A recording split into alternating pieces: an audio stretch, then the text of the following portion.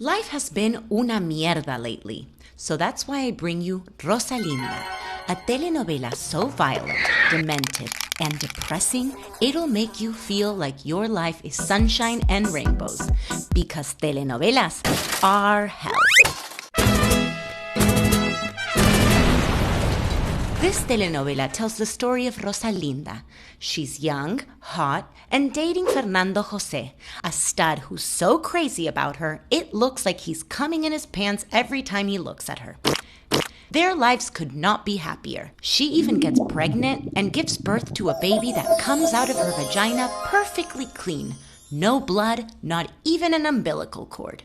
These two are so damn happy and smiley that you just know something bad's about to happen. Like when you eat a questionable street hot dog and start to feel something bubbling in your gut. And that's when we meet Valeria, Fernando José's Ronald McDonald-looking, anger management needing stepmother. Valeria hates Rosalinda, and the very day the couple comes home from the hospital, Valeria drops by to tell Fernando José that Rosalinda's mother murdered his dad.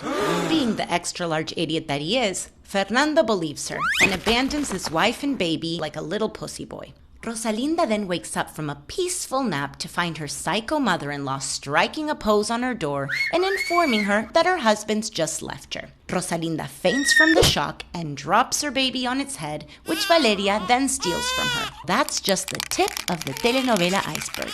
When Rosalinda realizes her baby's been stolen, she goes into full crisis mode, roaming the streets with her pieses descalzos, asking strangers, "Have you seen my baby? She's small and round like an albóndiga," and then passes out in a public park. While asshole of the year Fernando José drives around his convertible, feeling sorry for himself, Rosalinda gets put into an insane asylum where she spends all day nursing a doll that she thinks is her baby. Rosalinda's roomie in the asylum, an important Looney Tunie, steals her baby and then lights herself on fire, causing the entire building to explode. Everyone thinks Rosalinda died, so they bury her, and during her funeral, Fernando José is very sad, but not too sad to go on and marry Rosalinda's sister. Little did he know that Rosalinda actually survived, but lost her memory.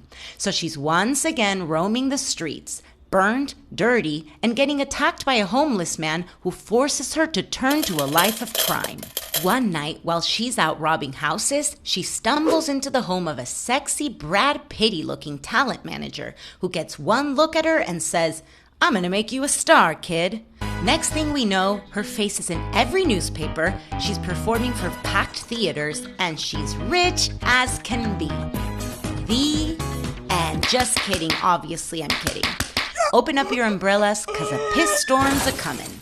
One night, Rosalinda attends a concert with her manager, and would you believe, it's none other than Fernando José. When she sees him on stage, tickling that piano, wearing the most beautiful scarf in the world, she suddenly regains her memory and freaks out so bad that she runs out to the street and is immediately run over by a car.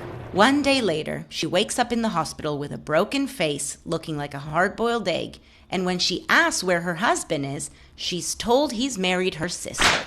Rosalinda's life is so terrible that she has officially won telenovelas. When the show ends, she's walking down the aisle about to marry this rich daddy that she doesn't really love, just to get revenge on Fernando José. But while the wedding is happening, Mr. Choroncito finally gets a pair of balls implanted. He travels by car, by tractor, and then finally by horse to crash the wedding and get his love back.